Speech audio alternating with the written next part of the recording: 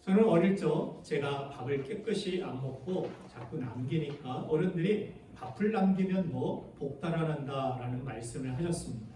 그 말을 듣고 나서 복이 뭔지는 잘 몰랐지만 좋은 게 달아난다라고 이야기하니까 열심히 밥을 하나 안 남기고 먹었던 그러한 기억이 있습니다. 또 문지방에 서 있으면 복 달아난다라고 말씀들을 하시니까 문지방을 안 밟고 다니려고 주의를 하기도 했습니다. 또 제가 청소년 때 다리를 자꾸 떠니까 다리 떨면 복 달아난다라고 그렇게 말씀들을 하셨습니다. 그래서 다리를 떨 때마다 그 생각을 하고 떨던 다리를 힘써 애써 멈췄던 기억이 있습니다. 근데 여러분, 과연 복이 달아나는 이유가 밥풀이나 문지방이나 우리의 다리에 있을까요? 실제로 다리 떨기는 우리가 보기에 안 좋아서 그렇지 의학적으로 보면 다리를 떨면 혈액순환에도 좋고 내 건강에도 도움이 된다고 합니다. 그래서 어떤 의사는 운동을 아예 못할 상황이 된다라면 다리 떨기라도 하고 있으라고 권면을 하기도 했습니다. 여러분들, 우리의 복은 세상의 다른 것에 있지 않습니다. 우리의 복은 복의 근원이시며 생명의 근원이신 하나님께 있습니다. 믿으시면 아멘 합시다. 아멘. 우리 특별히 다음 주일은 예수님께서 우리에게 영원한 생명, 영원한 천국의 복을 주시기 위해서 우리의 죄를 대신해 십자가에 달려 죽으신 고난 주일입니다. 그 큰 사랑을 받을 이유나 자격이 없는 저희들을 위해서 값없이 그 사랑과 복을 우리에게 주셨습니다. 이 사실을 우리는 은혜라고 부릅니다. 우리가 함께 이렇게 예배하는 것도 하나님의 은혜 때문인 줄로 믿습니다. 너무나도 고맙고 감사한 그 은혜를 값없이 나에게 주셨기 때문에 우리는 이렇게 모여서 나를 구원하신 예수님의 이름을 찬양하고 주님의 말씀을 듣고 나에게 가장 좋은 것을 주시기 위하여 생명까지도 내어주신 그분의 말씀을 따라 살기 위하여, 그 말씀을 듣기 위하여 이 자리에 나온 것입니다. 오늘 본문에도 보면 우리와 같은 그러한 은혜와 복을 받은 사람이 나오는데 바로 아브라함입니다. 이 아브라함은 갈대아 우르에 하나님을 전혀 모르는 집안에서 태어난 사람임을 성경은 말씀합니다. 그의 아버지 데라는 우상 신상을 만들어 팔던 우상 사업가였습니다. 아마도 아브라함 역시 어릴 적부터 우상 만드는 아버지의 일을 도우며 살았으리라 추측이 됩니다. 그런데 하나님은 그 많고 많은 사람들 중에서 이 페르시아만의 갈대아 우르라는 시골 한 구석에 우상 만들고 있었던 무명의 아브라함을 택하시고 부르셔서 그를 믿음의 조상으로 세워주셨습니다. 아브라함은 믿음의 조상이 될 만한 자격이 아무것도 존재하지 않았습니다. 그럼에도 그에게 세 가지의 축복을 약속해 주셨고 그의 후손에게 이 세상을 구원할 메시아를 보내시겠다라는 계획을 하나님이 세우신 것입니다.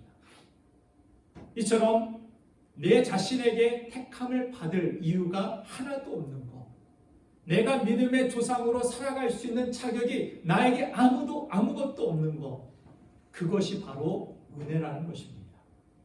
오늘 본문을 보면 은혜로 부르심을 받은 아브라함이 정든 고향을 떠나 어딘지도 모를 땅을 향해 믿음의 여정을 결단하고 시작하게 됩니다. 말씀 하나 믿고 갈 바를 알지도 못하는 곳으로 가야 하니 얼마나 두렵고 떨리겠습니까? 만일 아브라함이 MBTI가 제2 계획형이었다면 더더욱 끔찍한 일이 아닐까 생각이 듭니다. 아무 계획도 없습니다. 하루하루 주시는 말씀 가지고 갈 바를 알지 못하지만 나아가야 됐습니다. 그럼에도 하나님을 따르고자 순종하는 이 아브라함에게 하나님은 가장 강력한 무기이자 보호장치로 하나님의 복을 주시며 너는 복이 될지라는 그러한 말씀을 허락해 주셨습니다. 아브라함과 마찬가지로 택함받은 우리 역시 믿지 않는 사람들 사이에서 우리의 믿음을 지키며 약속의 땅 천국을 향해서 말씀 가지고 나아가는 그런 삶은 두렵고 떨리는 그런 삶이 아닐 수 없습니다. 삶의 위협과 넉넉지 못한 그런 상황들 속에서 우리는 욕심으로 때로 갈등하기도 하고 두려움에 휩싸여 잘못된 선택을 하여 믿음을 잃어버리고 믿음에서 파선을 할 위험도 도사리고 있기 때문입니다. 그러므로 우리가 믿음의 길을 끝까지 걸어가려면 무엇보다 아브라함에게 주신 축복이 필요하다라고 생각합니다. 저는 우리 신부침례교회 모든 성도들이 오늘 예배하는 여러분들의 삶의 모든 삶 속에서 그 믿음의 여정 속에서 아브라함이 받은 복을 누리게 되기를 주님의 이름으로 축원합니다. 그 복이 달아나지 않고 그 복을 가지고 천국 가는 그날까지 복된 삶을 사는 저와 여러분들 되기를 주님의 이름으로 축복합니다. 아멘. 특별히 오늘 하나님께서 아브라함에게 주신 이 축복의 말씀은 늘 우리 삶에 하나님의 복이 머물러서 우리의 믿음의 여정이 성공하기 위한 두 가지 원리를 하나님께서 가르쳐 주시는 것입니다. 그 첫 번째는 바로 중심입니다. 우리 삶에 복이 떠나가지 않고 항상 복이 머물고 믿음의 여정이 끝까지 아브라함과 같이 하나님 주신 그 약속대로 성취되는 그런 복된 인생을 우리가 살기 위해서 항상 우리가 점검해야 될 가장 첫 번째 사실은 중심이라는 것입니다. 우리는 하나님 중심으로 살아야 하나님 주신 복을 가지고 믿음의 길을 끝까지 완주할 수 있습니다. 오늘 본문 말씀 창세기 12장 1절부터 3절을 보면 아브라함에게 하나님의 복을 주시는데 주어가 누구라고 소개되고 있습니까? 내가 창세기 12장 1절부터 3절에서 하나님께서는 계속해서 내가 너에게 복을 주겠다. 여호와께서 주신다. 내가 너로 큰 민족을 이루게 하겠다. 내게 복을 주어서 내 이름을 창대하게 하겠다. 계속해서 하시는 강조점이 무엇입니까? 네 자신이 아니라 내가 복을 주는 거야. 내가 너를 그렇게 만들어 주는 거야. 이것을 우리가 믿어야 한다는 것입니다. 복의 주체는 내가 아닙니다. 복의 주체는 하나님이십니다. 그 복의 주체에 우리가 붙어 있기만 하면 예수님께서도 그래서 말씀하시죠. 너희가 내 안에 거하라. 내 안에 거하면 과실이 저절로 맺히는 삶. 그렇게 복된 인생을 살아갈 수 있음을 말씀해 주신 것입니다. 가지 자체는 아무런 힘도 능력도 없지만 그 연약한 가지는 아무 쓸모도 없는 것 같지만 나무에 붙어 있기만 하면 그 안에서 풍성한 열매가 가지가 처질 정도로 맺히는 그것이 바로 예수님 가르쳐 주신 지혜이고 복의 주체가 누구인지를 기억해야 된다는 말씀인 것입니다. 아브라함 자체가 잘나서 복된 존재가 아니라 복의 근원이신 하나님이 그와 함께 하시기 때문에 복된 존재가 된 것입니다. 우리가 말씀이신 예수님을 통해서 하나님과 함께하게 될 때 우리는 복된 존재로 살아갈 수 있는 줄로 믿습니다. 반대로 말씀과 멀어지고 하나님과 멀어질수록 우리에게 있는 복은 달아나게 되는 것입니다. 복의 근원은 하나님이시기 때문에 하나님께서 인간을 만드실 때 하나님의 중심이 되어서 살아가면 모든 것이 온전하게 기능하도록 만드셨음을 성경은 말씀합니다. 그래서 복의 근원이신 하나님이 얼마나 소중한 분인지를 에덴 동산에서 그들이 생각하고 하나님을 높이며 이 모든 것들이 하나님이 주신 것이야 하면서 하나님께 감사하고 예배하면서 살아갈 때 인간에게 주어진 모든 것들이 온전하게 기능되었음을 성경은 말씀해 줍니다. 그런데 우리 삶 가운데 죄가 들어와서 죄가 가장 크게 역사한 일은 무엇입니까? 하나님 중심으로 살았던 인간을 나 중심, 인간 중심, 사람 중심으로 옮겨가게 만든 것입니다. 그래서 하나님께 감사하고 하나님께 영광을 돌리며 그분 안에서 형통하고 모든 것들이 선순환했던 그런 인간의 삶이 자신의 뜻대로 내가 하나님과 같이 되고자 했던 그런 선택을 하고 살아가다 보니까 마치 탕자처럼 하나님을 떠나 살아가니 더 잘되고 행복한 게 아니라 죄의 저주로 인해서 죽음으로 인해서 더 불행해지고 고통스러운 삶이 되어버렸다라는 사실입니다. 이 죄로 인해서 아벨과 같이 죄 없이 착한 사람도 죽게 되는, 해를 당하게 되는 불공평한 곳이 죄로 망가진 이 세상임을 성경은 말씀해 주는 것입니다. 나만 착하게 살아서, 나만 열심히 살아서 성공하고, 나만 선하게 산다고 천국 가고, 그런 이 세상이 아니라는 사실입니다. 더욱 안타까운 사실은 이 망가진 세상 속에서 죄로 인해서 고생하다 죽으면 끝이 아니라는 것입니다. 죽음 이후에 하나님의 자녀의 신분을 갖지 못하고 하나님을 떠난 마귀의 죄의 사슬에 매여 살아갔던 사람들은 세상의 마지막 때에 하나님께서 죄에 대해서 심판하실 날에 마귀와 함께 심판을 받게 됐고, 이 죄의 사슬에 매여서 마귀를 따라 영원한 불타는 지옥에 함께 들어가게 됨을 성경은 우리에게 가르쳐주고 있습니다. 이것이 얼마나 비참하고 억울한 일입니까?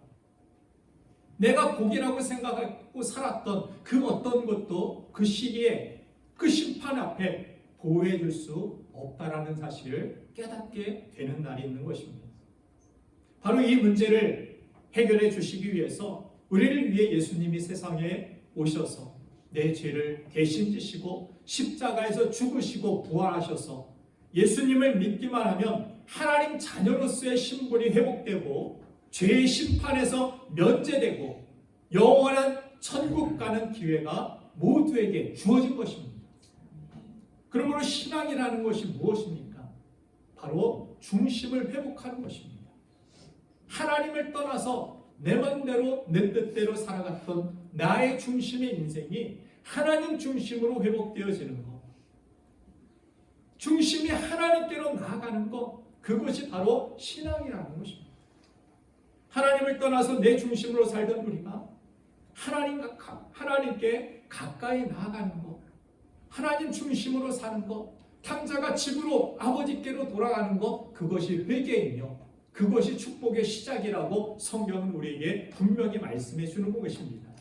오늘 본문 말씀 창세기 12장 3절 말씀을 보면 하나님은 아브라함을 두렵게 하는 사람이나 상황이 아니라 중심이 되시는 복의 근원이신 하나님을 바라보며 하나님의 말씀을 가지고 살아가면 어떤 일들이 일어나는지를 말씀하셨는데 같이 한번 읽어보겠습니다. 시작. 너를 축복하는 자에게는 내가 복을 내리고 너를 저주하는 자에게는 내가 저주하리니 땅의 모든 족속이 너를 말미암아 복을 얻을 것이라 하시니라. 먼 길을 떠나는 아브라함에게 이것보다 멋진 보호장치가 어디 있겠습니까? 특별히 나에게 큰 능력과 훌륭한 무기나 나를 도와줄, 위기에서 건져줄 누군가가 주변에 없다 할지라도 내가 사람이 아니라 상황이 아니라 하나님만 중심으로 살아가면 어떻게 합니까? 다른 사람이 아브라함을 어떻게 대하느냐에 따라서 그가 복을 받기도 하고 저주를 받기도 한다는 말씀입니다. 실제로 아브라함에게 약속하신 이 복과 저주의 약속이 이루어진 그 사례들이 성경에 나오는데, 예를 들면 바로왕이 아브라함의 아내를 빼앗아서 자신의 아내로 삼으려 했을 때 하나님께서 바로의 집안에 큰 재앙을 내리십니다. 그리고 그날 밤에 하나님이 바로의 꿈에 나타나셔서 바로를 죽이시려고 합니다. 깜짝 놀란 이 바로가 다음날 아침에 아브라함에게 아내를 돌려주고 많은 가축을 보상금으로 주며 아브라함을 축복합니다. 그러자 바로의 집에 내렸던 저주가 사라지고 다시 살아나게 되는 그런 복이 임하게 됩니다. 아브라함에게 주신 하나님의 약속이 한치 오차도 없이 다 이루어지게 되는 것을 성경은 보여줍니다. 사랑하는 여러분들, 아브라함에게 주신 이 약속은 하나님이 택하시고 믿음의 백성으로 삼으신 저와 여러분들에게도 유효한 줄로 믿으시기 바랍니다. 우리가 믿음을 갖게 되어서 하나님을 중심으로 예배하며 하나님의 말씀을 따라 하나님의 뜻을 따라 살아가는 것은 놀라운 특권이며 축복임을 믿으시기 바랍니다. 세상의 복을 그래서 우리는 따라가지 말고 세상 사람, 세상 환경에 반응하기보다 복의 근원이신 하나님을 따라 사시고 하나님을 상대하시고 하나님을 대하여 나아갔을 때, 그렇게 하나님을 중심으로 살아갈 때 우리의 믿음의 여정은 실패하지 않을 줄로 믿습니다. 뿐만 아니라 여러분이 하는 일과 가정도 온전하고 주 안에서 하나님 중심으로 형통해질 줄로 믿습니다. 두 번째, 복이 달아나지 않고 우리의 믿음의 여정이 성공하기 위해서는 하나님 중심을 가지고 우리의 방향을 점검해 보는 것입니다. 내가 복의 근원이신 하나님께 가까이 나아가고 있는지, 그 하나님을 중심으로 살아가고 있는지를 점검해야 하고, 그리고 그 하나님이 주신 이 복을 가지고 내가 어떤 방향으로 살고 있는지를 꼭 점검해야 한다는 것입니다. 복이 달아나는 이유가, 가장 큰 이유 중에 하나가 성경을 보면 우리가 하나님 주신 축복을 가두어 놓으려고 할 때, 그 복을 독식하려고 할 때 하나님의 축복이 오히려 이스라엘 백성들의 해가 되고 그들이 신앙이 썩어지고 삶이 썩어지는 이유가 되는 것을 성경은 똑똑히 보여주고 있습니다. 하나님은 아브라함을 통해서 복을 주셨을 때 이 복이 아브라함의 복만이 아니라, 그의 가정의 복만이 아니라 그의 후손들에게 세상을 향하여 흘러가기를 하나님이 원하시고 택하셔서 복을 부어주셨음을 성경은 말씀합니다. 예수님께서도 누가복음 6장 38절 말씀에서 우리 성도들의 삶이 어때야 되는지를 말씀해 주셨는데, 누가복음 6장 38절을 보면 주라 그리하면 주시리라 예수님께서 약속하여 주셨음을 보게 됩니다. 여러분들 이 사실을 믿으십니까? 주라 그리하면 주시리. 우리 한번 같이 읽어보겠습니다. 시작.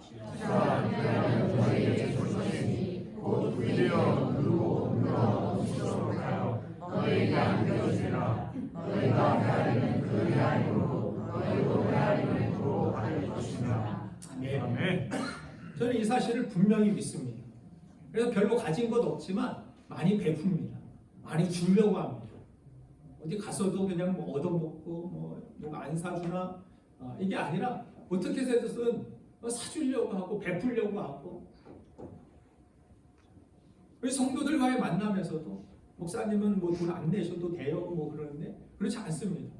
저도 복을 받으려고 성도들 사주려고 하지 먹으려고만 그렇게 생각하지 않습니다. 하나님의 약속이 있기 때문입니다. 그래서 없이 살지만 그러나 하나님이 때때마다 다 채워주십니다. 자금을 통해서든 뭘 통해서든 나갈 것이 안 나가게 하서든 하나님께서 부어주시는 그 은혜로 지금까지 살았고, 저는 앞으로도 그렇게 살 것입니다. 끝까지 저는 베푸는 인생 살 것입니다. 주는 인생, 하나님이 주실 것을 믿기 때문에 하나님이 채워주신, 하나님이 역사해 주신, 그렇게 하나님의 은혜로 살아가니까 우리가 주면서도 감사가 넘치고 기쁨이 넘치고 행복이 넘치고 더 좋은 것들을 하나님이 주시고, 그래서 항상 마음이 부유하고 감사하고 기쁘고 그렇게 살아갈 수 있도록 이 말씀을 믿고 살아가니까 그렇게 하나님이 채워주시더라는 것입니다. 그런데 안 주고 안 베풀고 받기만 좋아하고 맨날 뭐 밥 먹어도 남 사주는 것이 아니라 오늘 좋은 거 먹었다고 사진 찍어서 인스타에 자랑이나 하고, 남한테는 인색하니까 복이 달아나게 되는 것입니다. 마태복음 22장 37절부터 39절 말씀을 보면 예수님은 가장 큰 율법의 대표적인 이 10계명, 율법이 근원이 되었던 이 10계명을 두 가지로 요약을 해주시는데, 첫 번째는 무엇입니까? 하나님 사랑이죠. 첫 번째 계명부터 4계명까지, 1계명부터 4계명까지가 하나님께 가져야 될 그런 태도 아닙니까? 하나님을 어떻게 사랑해야 되는지 하나님 중심을 가르쳐 주셨습니다. 그리고 5계명부터 마지막 10계명까지 무엇을 가르쳐 주셨습니까? 이웃을 사랑, 이웃을 향한 사랑, 하나님 중심을 가지고 우리 성도들이 이웃을 향해야 된다. 우리의 방향이 어디를 향해야 되는지를 분명히 십계명을 통하여서도 말씀해 주신 것입니다. 오늘 본문 2절 이 후반절에도 보면은 아브라함에게 너는 복이 될지라 이렇게 말씀하시는 하나님을 보게 됩니다. 원어 성경에 보면은 너는 복이 되어라 이렇게 쓰여 있습니다. 너는 복이 되어라. 풀어 쓰자면 이런 뜻입니다. 아브라함아 이제 너는 어디를 가든지 사람들이 저주를 받게 할 수도 있고 복을 받게도 할 수 있는 존재가 되었다. 내가 너와 함께하기 때문에 너는 그런 존재다. 그런데 나는 너를 통해서 모든 사람이 복을 받기를 원한다. 너의 후손들이 너를 통해 복을 받고 너는 그런 복의 근원이 되는 존재가 되길 원한다. 이것이 너를 택하고 너를 부른 이유다. 부디 너는 어디를 가든지 복이 되어라. 복이 되어라. 누구든지 너를 보면 좋아서 복을 빌어주고 그런 삶을 네가 살기를 원한다. 사람들이 만약 내 존재를 보고 저주하고 욕하는 그런 삶을 살아서 그 사람들이 저주를 받고 그 사람들이 해를 받는 것 그걸 나는 원치 않는다. 네가 어떤 존재가 되었는지를 네가 기억하고 너를 바라보며 사람들이 축복하는 존재가 되어 살기를 원한다. 그래서 우리가 다른 사람에게 복된 존재가 되기 위해서는 사람들에게도 칭찬받는 그런 삶을 우리가 살아야 됩니다. 사람들에게 정말 복을 주는 존재가 되길 원한다면 나를 통해서 하나님의 복이 흘러갈 수 있도록 나를 사람들이 칭찬해주고 축복하는 그런 존재의 삶을 여러분들의 가정이 여러분들의 삶 속에서 그렇게 우리가 살아가야 된다는 것을 하나님은 말씀해 주시고 계신 것입니다. 여러분들 학교나 회사나 어디에 가든지 그곳에서 욕먹는 사람이 아니라 칭찬받는 사람이 되길 바랍니다. 그곳에서 축복받는 사람 되길 바랍니다. 그게 은혜 받은 우리의 사명이라는 것입니다. 그래서 여러분들이 길을 갈 때 저 멀리서 사람들이 이런 말을 하길 원합니다. 저 사람 욕하지 마. 저 사람 욕하면 우리가 그 욕 다 먹게 된다. 저 집사님 욕하지 마. 저 권사님, 저 장로님, 저 목사님 욕하지 마. 그 욕 우리가 다 다시 고스란히 먹게 된다. 저 성도님 저주하지 마. 그 저주가 우리 집으로 고스란히 돌아올 수 있다. 축복만 해줘라. 그러면 그 복이 우리에게 그대로 돌아오게 된다. 이런 복을 여러분들 받으시길 바랍니다. 이런 존재로 사시길 바랍니다. 실제로 이스라엘 사람들이 하나님이 사랑하시는 것을 축복하면 복을 받고 반대로 하나님이 사랑하시는 것을 저주하면 저주가 돌아온다는 원리를 잘 알고 살았음을 성경은 말씀해 줍니다. 그래서 다윗은 손해를 자기가 입으면서도 고통을 받으면서도 기름 부은 자 사울을 저주하지 않고 용서하고 축복해 줍니다. 결국 모든 복이 다윗의 머리로 되돌아오게 되었음을 성경은 우리에게 보여주고 있습니다. 이것은 사람뿐만이 아니라 장소에도 적용되었음을 성경은 보여줍니다. 이스라엘 백성들은 성전이 있는 예루살렘을 늘 축복하고 살았습니다. 그 이유가 시편 122편 6절에 나오는데 시편 122편 6절을 보면 같이 한번 읽어보겠습니다. 시작.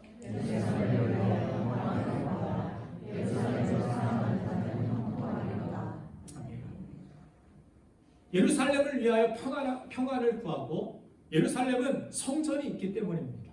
하나님의 임재가 머무는 상징인 곳이 바로 예루살렘입니다. 그 예루살렘을 평안을 구하고 예루살렘을 사랑하는 그 사람들이 형통하게 된다고 말씀하셨기 때문입니다. 다니엘은 이 원리를 잘 실천한 대표적인 사람이죠. 이역말리 이 바벨론의 포로로 끌려왔지만 그는 성전을 향해서 하루 3번씩 창문을 열어놓고 기도하는 그런 모습을 보입니다. 죄가 쌓여서 하나님의 심판을 받아서 예루살렘 성전이 회파가 되고 돌 위에 돌 하나도 남지 않은 그런 성전이지만 다니엘은 누구 때문에 그래? 누구 때문에 그래? 이것이 아니라 그렇게 저주하기보다 오히려 성전을 향하여 복을 빌고 예루살렘을 향하여 기도하는 다니엘의 모습을 봅니다.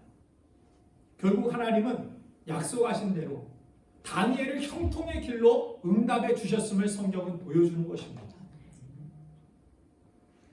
어려울 때 기도만 해서가 아니라 그가 어디를 향했는지, 하나님이 사랑하시고 하나님이 중요하게 여기시는, 가치 있게 여기시는 그것을 나도 사랑하고 그 마음을 하나님과 함께하고 그곳을 향하여서 헌신하여 나아가는 삶. 기도하지 말라고 죽인다고 해도 그곳을 향하여 축복하는 인생. 난 사람 안위가 보장받을 수 있고, 내가 그때 그 예루살렘을 축복하지 아니하고 기도하지 않으면 내 직장도 탄탄하고 나의 인생도 보장될 수 있지만, 그럼에도 불구하고 그는 하나님의 약속, 하나님의 축복을 가지고 하나님의 마음을 가지고 예루살렘을 향하여 기도하지 않을 수 없었던 것입니다. 이렇게 하나님이 귀히 여기시는 것들을 귀히 여기는 사람을 어찌 하나님이 귀중하게 여기시지 않겠습니까? 어찌 사랑하지 않을 수 있겠습니까? 어찌 하나님의 마음이 움직이지 않을 수 있겠습니까? 어떻게 해서든 살리시고 사자굴에 들어갔든 풀무불에 들어갔든 그들을 건지시고 지키시는 하나님, 보호하시는 하나님, 그들에게 복을 주는 사람들을 하나님이 복을 주시고, 다니엘과 그 친구들을 헤아려 했던 사람들을 오히려 저주받게 하시고 해가 돌아가게 하시는 하나님, 오히려 그들이 사자굴에 던져지고 그를 헤아려 했던 사람들이 풀무불 속으로 던져지게 만드시는 하나님, 저주하는 자를 저주하시고 축복하는 자를 축복하시는 하나님의 놀라운 약속이, 말씀이 성취되는 것을 보여주는 것입니다. 그래서 저는 교회를 다니면서도 자기가 다니는 교회를 욕하는 사람들을 이해할 수가 없습니다. 말씀을 잘 모르기 때문이겠죠. 이놈의 교회 뭐 하면서 온갖 흉을 보면서 하나님이 사랑하시는 교회를 흉보며 다니는 사람들이 교회마다 꼭 있습니다. 물론 안타까움에서 나오는 그런 말이겠지만 결코 자신에게 좋지 못한 일들로 돌아오는 모습을 봅니다. 그래서 조심해야 하는 것입니다. 다윗처럼, 다니엘처럼 교회와 성도들을 축복하여 복을 받는 사람이 되시기를 간절히 바랍니다. 우리 나라를 위해서도 여러분들이 축복하고 기도해야 합니다. 요즘 우리나라를 젊은 사람들은 헬조선이라고 부릅니다. 지옥 같은 조선이다. 지옥 같은 한국이다.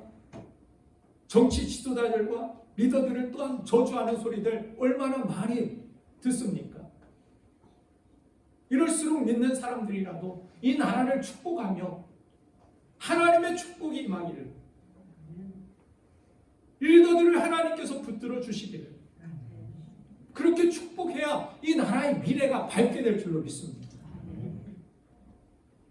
나라를 저주하면 그 나라에 살고 있는 나에게도 그 저주가 부어지지 않겠습니까? 그 저주가 나도 감당해야 되지 않겠습니까? 우리 한국이 세계 최빈국 아니었습니까? 전쟁으로 아무것도 없이 쑥대밭이 되었습니다. 다 빌어먹고 살았습니다.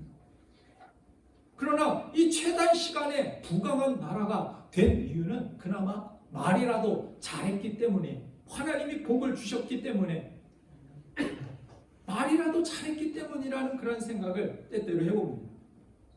추운 날씨에 저 어릴 때만 해도 동네 아이들은 대부분 코를 줄줄 흘리고 다녔습니다. 그래서 꼭 1학년 입학할 때 이 국민학교였죠. 꼭 왼쪽 여기다가 손수건을 달아줬습니다. 1학년의 상징이었죠. 거의 입학하는 초등학생들이. 그토록 코가 나왔는데 왜 그래요? 그 전에는 집에서 이렇게 어머니의 돌봄을 받았을 때는 엄마가 맨날 코 흘리면 뭐라고 합니까? 흥해라 흥. 그죠? 하면 코를 풀어줬습니다. 근데 이제 혼자 여기다 달고 그거 가지고 혼자 코를 풀어야 되는데, 그러면서도 꼭 생각나는 것이 흥. 그죠? 우리나라는 그렇게 힘들고 어려운 그런 시절 가운데서도 흥해라 흥. 그래서 정말 흥하게 되었습니다. 우스갯소리 같지만 그래요. 우리나라는 원수가 되어서 싸워도 헤어질 때는 뭐라고 인사를 합니까? 잘 먹고 잘 살아라. 싸우면서도 축복하는 민족이 우리의 민족 아닙니까? 결국 이 짧은 역사 속에서 우리는 잘 먹고 잘 살게 되었습니다. 아무리 심하게 욕을 해도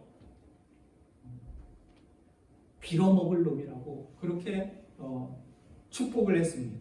빌어먹을 놈이 무슨 축복이냐 이야기할 수 있겠지만 상대방이 아무리 죽이고 싶을 정도로 미워도 이 굶어 죽을 놈이라고 하지 않고 빌어먹어서라도 살라고 축복을 해주었습니다. 소금이 돈이던 그런 시절에 원수에게 돌멩이를 던지지 않고 비싼 소금을 뿌려가지고 그거 모아서라도 국밥 한 그릇이라도 먹고 살라고 그렇게 정 많고 축복할 줄 아는 민족이 우리 민족이라고 생각을 합니다. 여러분들 늘 축복하며 사시길 바랍니다. 교회를 다니면서도 교회를 축복하고 학교를 다니면 학교를 축복하고 부모들은 자녀를 축복하고 자녀들은 우리 부모들을 위해서 기도하고 축복하고 만나는 사람들마다 복을 빌어주는 삶을 사시길 간절히 바랍니다. 이 대한민국을 축복하고 이 대한민국을 위해서 기도하시길 바랍니다. 그래서 여러분들이 어디를 가든 누구를 만나든 그곳에서 복이 되는 사람이 되시길 바랍니다. 하나님은 우리에게 말씀하셨습니다. 너는 복이 될지라. 여러분을 보면 저주가 나오지 않고 칭찬이 나오게 되어서 자연스럽게 복을 밀어주고 그런 사람이 되시길 바랍니다.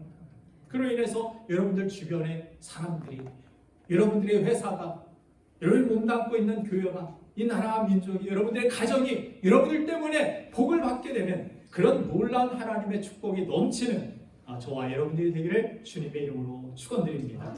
이 시간 우리 함께 이 말씀 가지고 하나님 앞에 결단하고 기도하기 원합니다.